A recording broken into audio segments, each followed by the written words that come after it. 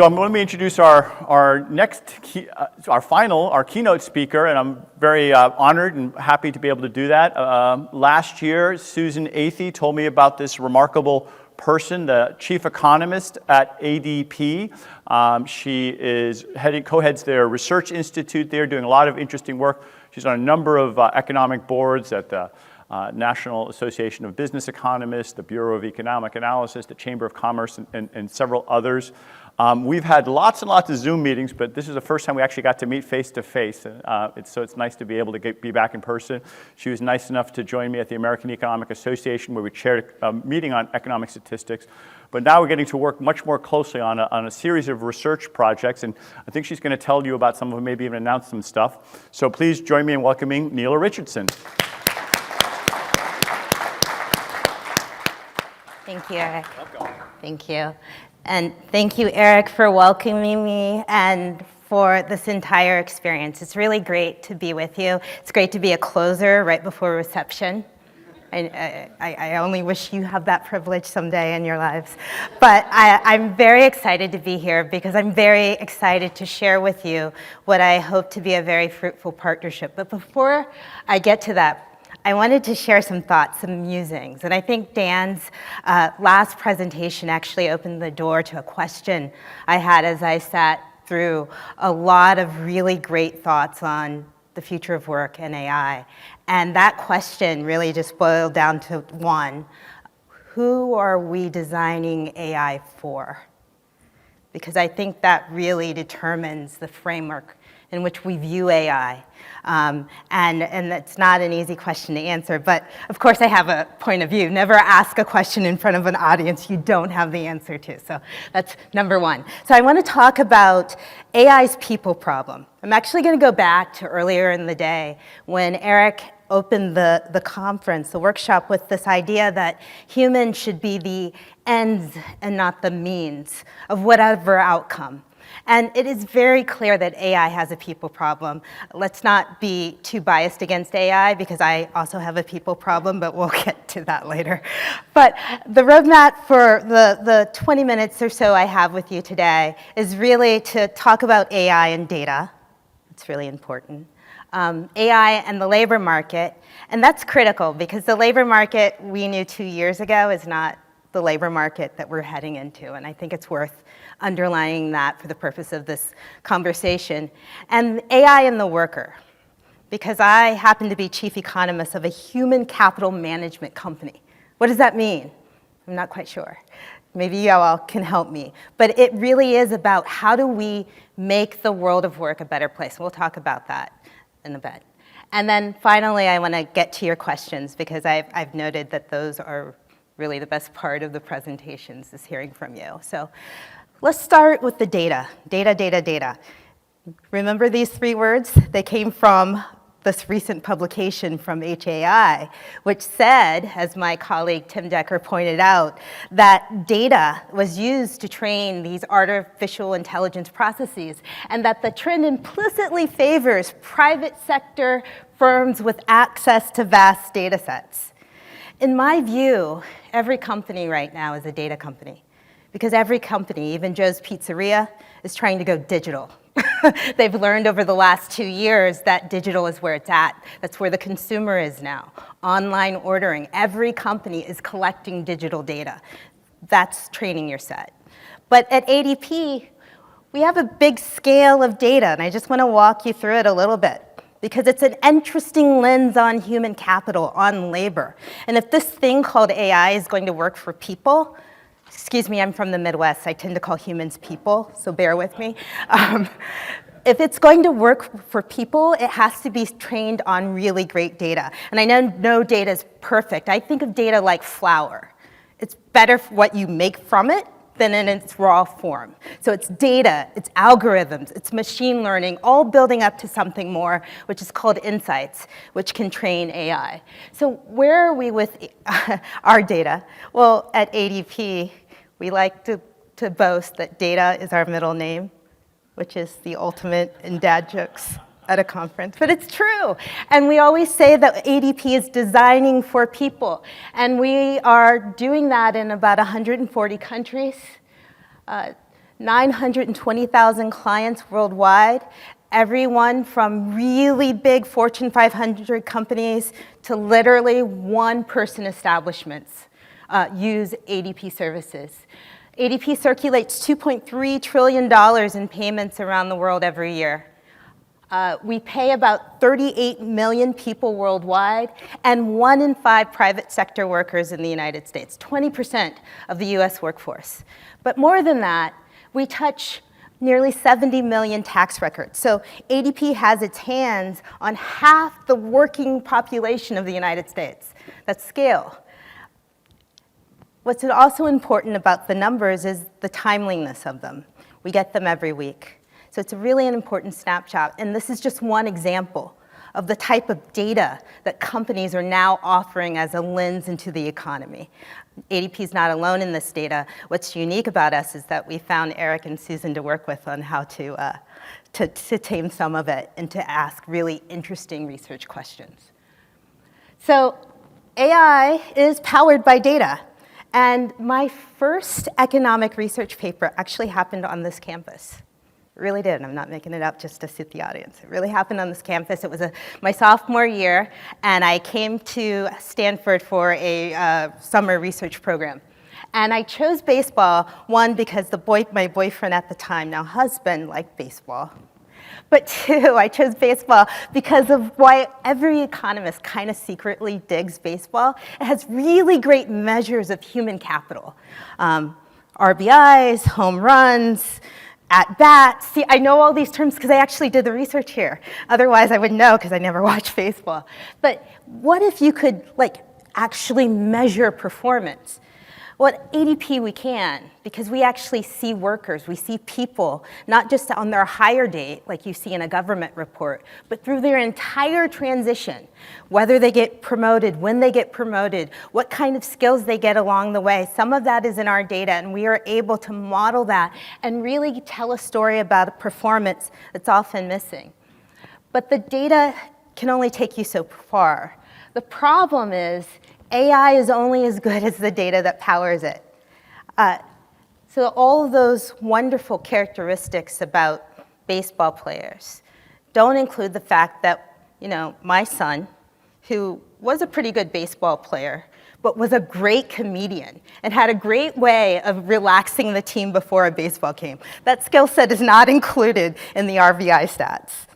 Otherwise, he would have been a much better baseball player by his performance. We're reducing people to numbers, and that can be dehumanizing. And remember, humans are the point. It also lacks a point of view, and I'm going to give you a very specific point of view because I believe in the power of the worker.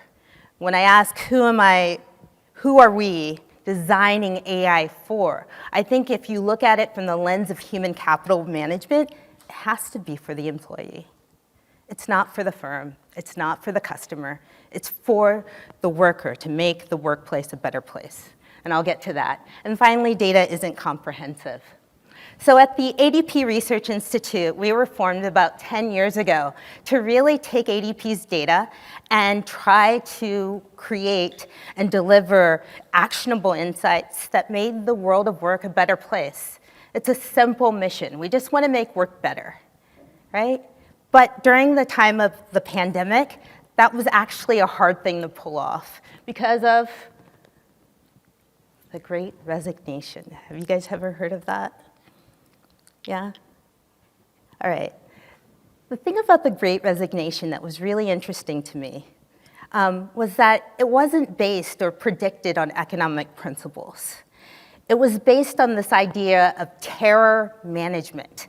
What happens when people lose a loved one or see them get sick? They start reevaluating their lives. And that's exactly what made this researcher, an industrial psychologist, to coin this phrase, the Great Resignation. This is someone who's really done. He's off the grid, terribly gone. And we see that play out not just in the United States. One more thought about the Great Resignation. This is the scary part of what AI can do. Because right now, every client that I talk to, from the smallest ones to the largest ones, they have one thing on their minds: how to add headcount. The pervasiveness of labor shortages have affected everyone, and everyone wants to figure out how to hire, how to retain, how to recruit. That's this year's problem. The problem 5 years from now won't be how to hire and retain. It's going to be how to automate those jobs so they are never in this position again. And that's the scary part of labor force management. So this is not just going to stop in the United States. These are unemployment rates in OECD countries in 2021. So this is after the bulldozer of the pandemic, right? And we see some good news, that unemployment rates actually dropped. They're getting closer back to where they were before the pandemic. That's great news. Not every country, France and Italy are some notable exceptions. But we have to pair this great news with some new and interesting work trends, that many workers left the workforce entirely. Some of them retired early. Some of them just said, I can't do this job anymore, and left altogether. So what happens when we have a smaller workforce? Well, the trend on the demand side is to automate those tasks and skills that made workers leave or where they're seeing shortages. And you can see another lens on this problem in the United States. This is job openings on the left-hand side and the level of quits rates on the right-hand side. And there's a record number of job openings, in case you didn't know, and a record number of quits. Now, record only goes back to 2000, so you have to take that record with a grain of salt. But the real news is here, where you're seeing the highest job openings and where you're seeing the highest quits. It's in consumer-facing industries. It's AI's people problem.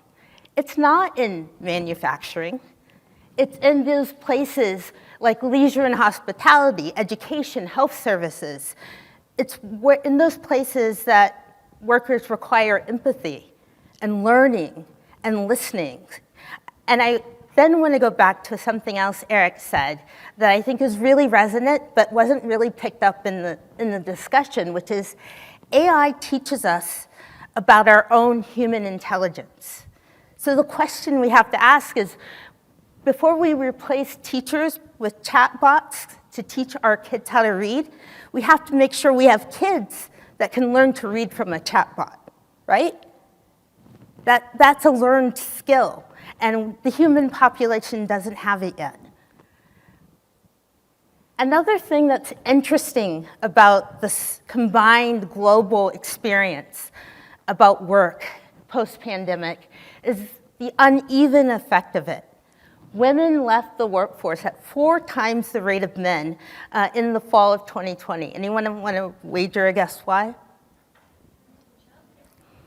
Ding, ding. Childcare.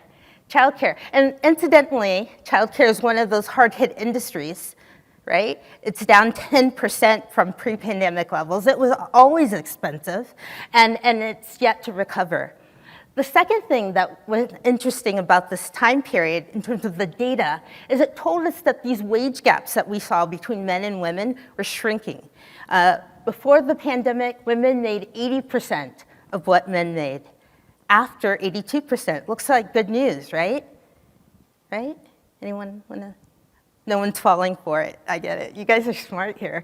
Okay, it's not good news. The reason why the wage gap narrowed is because so many women lost their jobs. They were over-indexed in low-paying, customer-facing jobs that were lost. So what's the employee experience then? Well, we asked. It's amazing how many people don't ask workers what they want. What workers want right now, and this is a global phenomenon, is to future-proof their jobs, to be less vulnerable to pandemics and climate change and flexible workforces and all of those forces that could leave them vulnerable, right? They want to have a durable job and career. Couldn't AI help with that by giving them skills that were durable?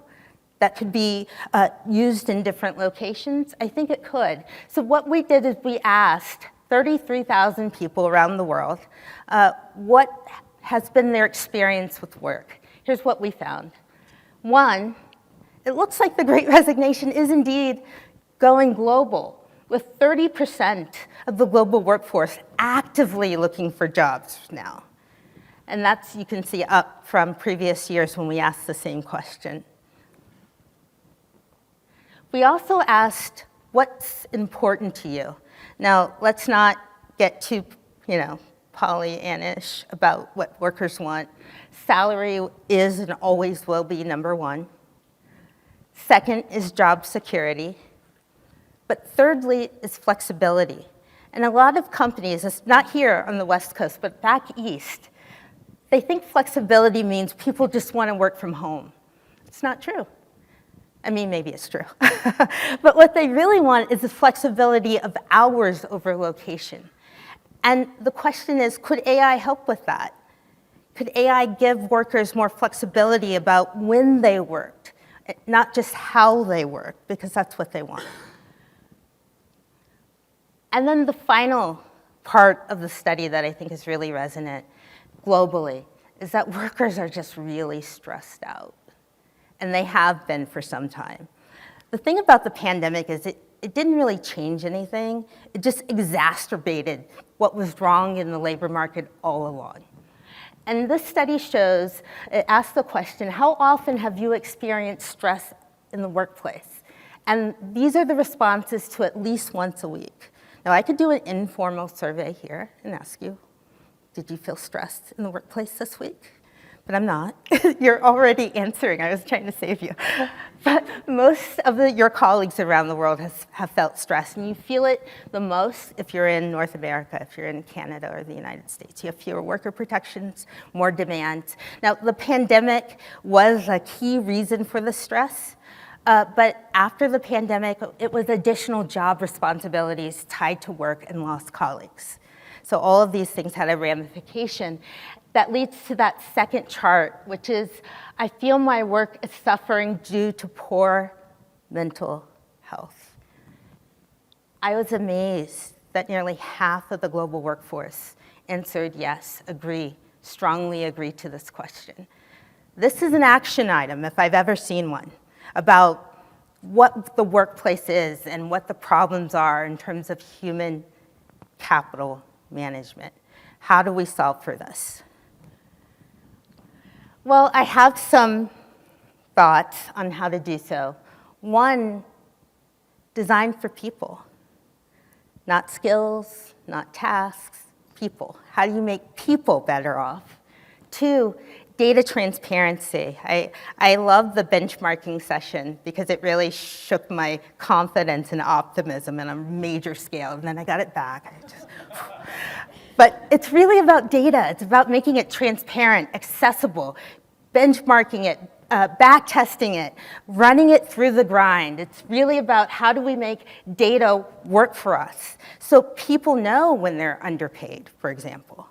That companies can see when they have gender biases in their promotion processes. That it is evident to the employee when their male colleagues get a bigger bonus than they've ever seen for the same job. You know, we have transparency on so many things in social media, yet it's against social norms to ask your colleague, hey, how much bonus did you get this week? No one ever does that. And yet, AI, data, transparency can make that as accessible as a home listing is on your Redfin app. Yeah, I used to work for Redfin. That was a free plug. The last thing, and this may be controversial, I'm going to argue that the customer should not be the final say on AI when it comes to human capital management. It should be the worker. Did you make the workplace better for the person who has to go there every day? Did you make them want to go there, to go back into the workforce despite the stress, the issues involved with work? Did you make their lives better? Did you give them a way up? Did you allow them to transition to a better state of being?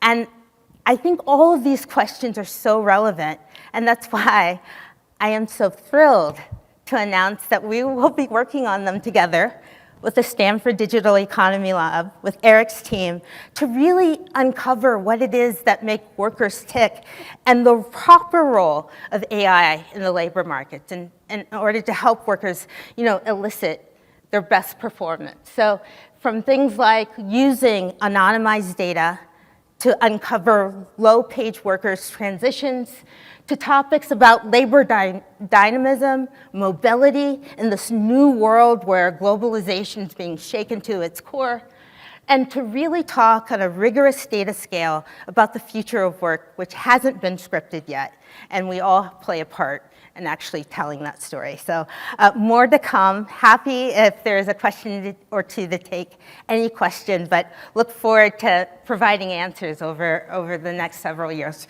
working with Eric and team. So thank you.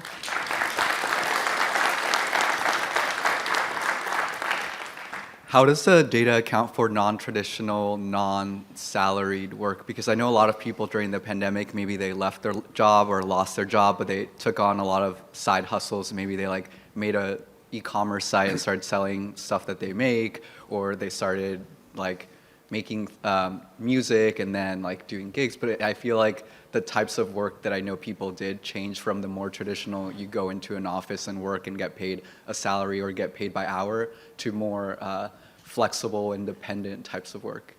Right. So since we have W-2s, we can look at 1099 workers. So for those that report income, for those who don't, there's a different data set for them. But for those that do report, we can actually tell their skill set.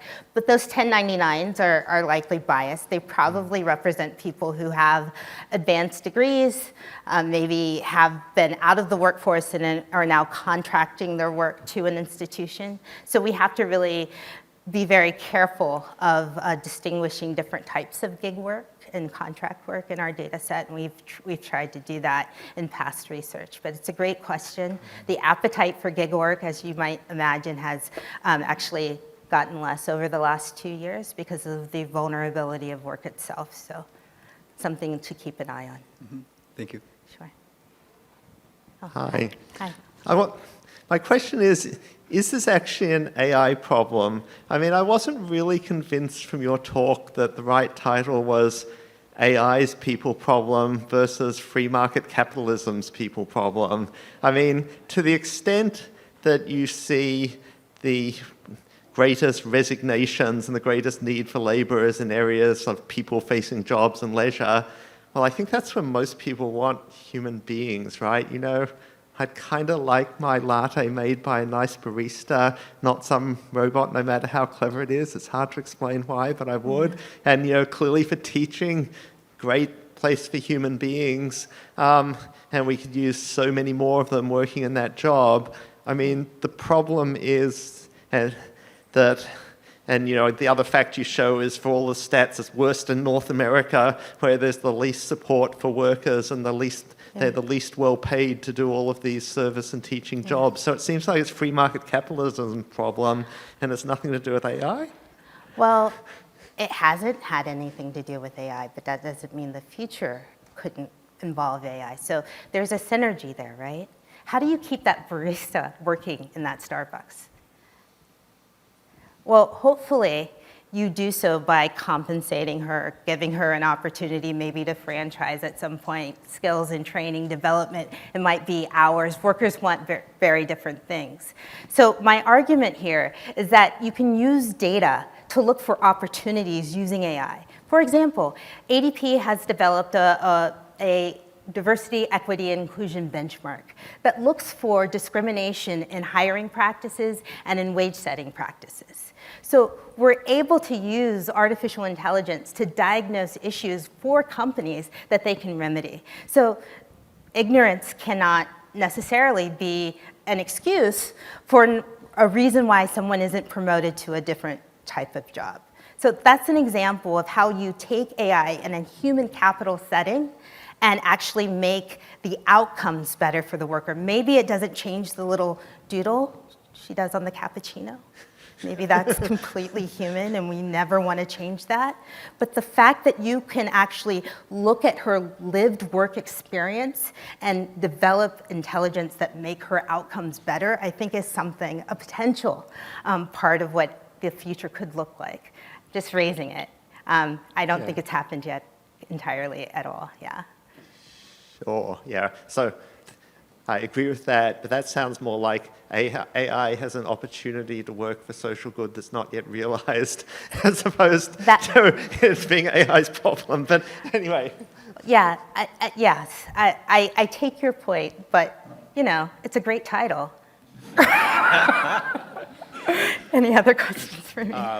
Thank you very much. The partnership's really exciting, and my name's Matt Bean. I'm at UC Santa Barbara. A few colleagues and I have been studying warehousing over the last few years, and one of the things that has become painfully evident with, say, 14, 15 corporations in our sample now, only the US, is that they understand that they are both missing huge potential in their people. They can't sense the talent, especially at the front line. It's invisible to managers are just too busy with operations, basically, right. Mostly.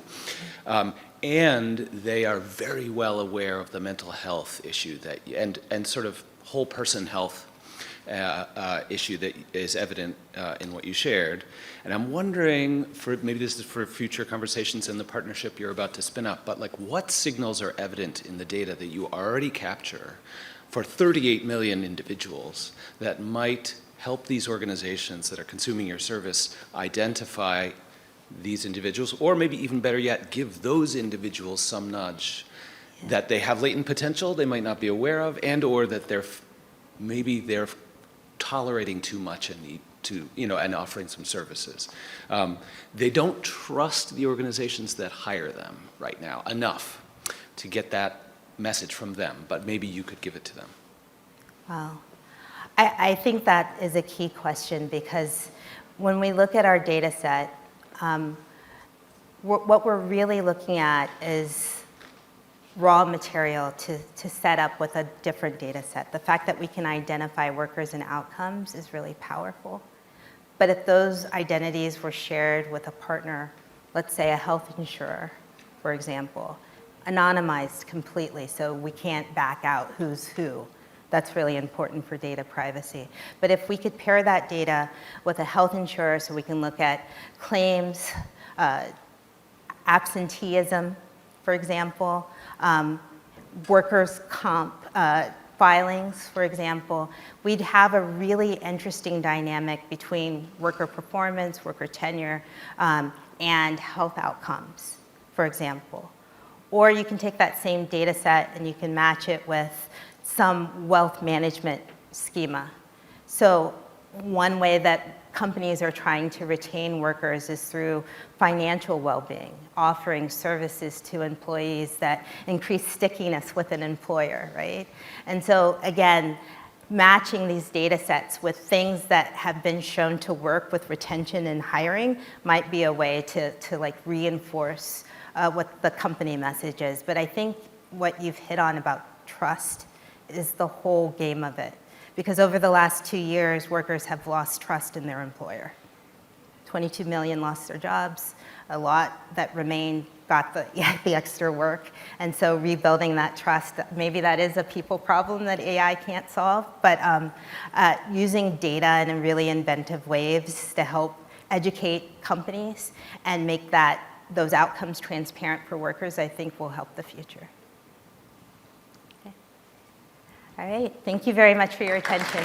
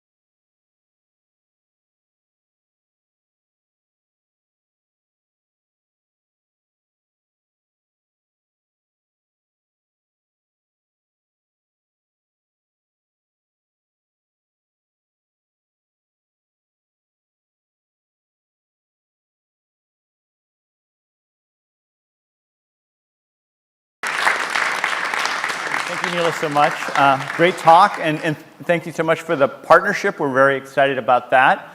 And well, we're wrapping up our day here. It's been, I know, a bit like drinking from a fire hose, and it's our first ever in-person workshop of the Digital Economy Lab since we came here at the Stanford a couple of years ago. And it just reflects a bet that we made that digital technologies would continue to become more and more powerful, and therefore would start having a bigger and bigger effect on the economy. And that's a bet that we knew we would win. It was easy to make that bet, and we decided to do our part by trying to do some of the best research and bring together some of the best minds, like the ones you saw on the stage here and the ones that are in the audience right now sitting around you, to try to study these questions and understand better not just how digital technologies broadly, but particularly AI, are beginning to change the economy and the tidal wave of bigger changes that are happening. And that means understanding some of those economic implications. It also means, I think, thinking more about what our values and goals are, because the more powerful our tools are, the more we're able to shape the world, and therefore it makes more of a difference what we're aiming at and what we're trying to achieve. And today we spent some time exploring that, and I think we made some progress in understanding better how we can set the right goals and values and benchmarks to understand how we can use these technologies more beneficially for all of us. I encourage you to continue to stay in touch with the Digital Economy Lab. You can do that through the website and read our ongoing research, suggest other projects you'd like to get involved with. And now we have a great new data set that we can explore further that Nela showed off a little, some of the things you can see from that. And my final little privilege for the day is to just thank a number of people without whom this couldn't have been possible. I'm so proud of the way the event came together. And let me just thank Celia Clark, Megan Deason, Sean Hatchie, Casey Peel, the rest of the HIA staff and the AV team, and especially my partners and co-hosts, Christy Coe and Susan Young. Let's give them all a round of applause.